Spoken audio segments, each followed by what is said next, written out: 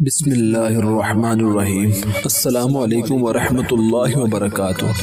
मैंने एक सफ़ेद रेश बुजुर्ग से एक सवाल पूछा, अल्लाह ताला से बात मनवाने का बेहतरीन तरीका क्या है? वो मुस्कुराए, किबला रुख हुए, पाँव लपेटे, रानें तय की, अपने जिस्म का सारा बोझ रानों पर शिफ्ट किया और मुझसे पूछा, तुम्हें अल्लाह से क्या चाहिए? हम दोनों उस वक़्त जंगल में बैठे थे। हबस और गर्मी का मौसम था, सांस तक लेना मुश्किल था। मैंने ऊपर देखा, ऊपर दरख्तों के पत्ते थे और पत्तों से परे गर्म पिघलता हुआ सूरज था। मैंने मुस्कुराकर अर्ज किया, अगर बादल आ जाएं, जरा सी ठंडी हवाएं चलने लगे तो मौसम अच्छा हो जाएगा। वो हंसे और आहिस्ता से बोले, लो देखो। वो इसके बाद बैठे बैठे रुकू में झुके और पंजाबी जुबान में दुआ करने लगे, अल्लाह जी काके की दुआ कबूल कर ले, अल्लाह जी हमारी सुन ले। वो दुआ करते जाते थे और रोते जाते थे। पहले उनकी पलकें गीली हुई, फिर उनके मुंह से सिसकियों की आवाजें आई और फिर उनकी आंखें छम छम बरसने लगी। वो बुरी तरह रो रहे थे। मैं उनकी हालत देखकर परेशान हो गया। मैंने जिंदगी में बेशुमार लोगों को रोते देखा, लेकिन इनका रोना अजीब था। वो एक खास रिदम में रो रहे थे। मुंह से सिसकी निकलती थी, फिर आंखें बरसती थी और फिर अल्लाह जी हमारी सुन ले का राग अलग बनता था। मैं परेशानी, इस्तजाब और खौफ के मिले जुले तासरात के साथ इन्हें देख रहा था। वो दुआ करते जाते थे, रोते जाते थे और सिसकियां भरते जाते थे। मैंने फिर वहाँ एक अजीब मंजर देखा। मुझे हवा ठंडी होती हुई महसूस हुई। आसमान पर इसी तरह गर्म सूरज चमक रहा था, लेकिन जंगल की हवा में खनकी बढ़ती जा रही थी। मेरी पेशानी, सर और गर्दन का पसीना खुश्क हो गया। मेरे सीने और कमर पर रेंगते हुए कतरे भी गायब हो गए। मैं ठंडी हवा को महसूस कर रहा था और हैरान हो रहा था।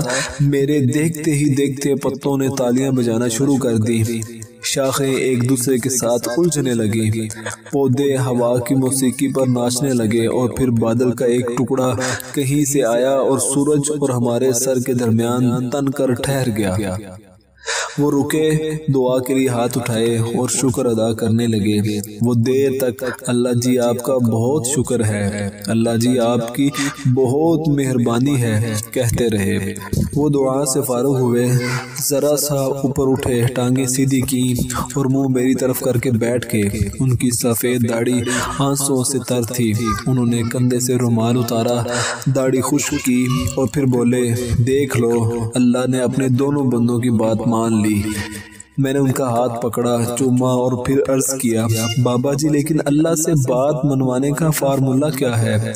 अल्लाह कब, कैसे और क्या क्या मानता है? वो मुस्कुराए, शहादत की दोनों उंगलियां आंखों पर रखी और फिर बोले, ये दोनों आंखें फार्मूला हैं। मैं खामोशी से उनकी तरफ देखता रहा। वो बोले, मैंने ये फार्मूला अपनी माँ से सीखा है। मैं बचपन में जब भी अपनी माँ से कोई बात मनवाना चाहता था तो मैं रोने लगता था। माँ से मेरा रोना बर्दाश्त नहीं होता था। वो तड़प उठती थी, वो मुझे गोद में भी उठा लेती थी, मुझे चूमती भी थी, मेरी आंखें भी साफ करती थी और मेरी ख्वाहिश, मेरी ज़रूरियात भी पूरी करती थी। मैं माँ की इस कमज़ोरी का जी भर कर फ़ायदा उठाता था। मैं रो रो कर इससे अपनी पसंद के खाने भी बनवाता था, इससे नए कपड़े और नए जूते भी लेता था और खेलने के लिए घर से बाहर भी जाता था। वो रुके और फिर आहिस्ता से बोले, मैंने जब मौलवी साहब से कुरान मजीद पढ़ना शुरू किया तो मौलवी साहब ने एक दिन फरमाया, अल्लाह ताला इंसान से 70 माओं से ज़्यादा प्यार करता है।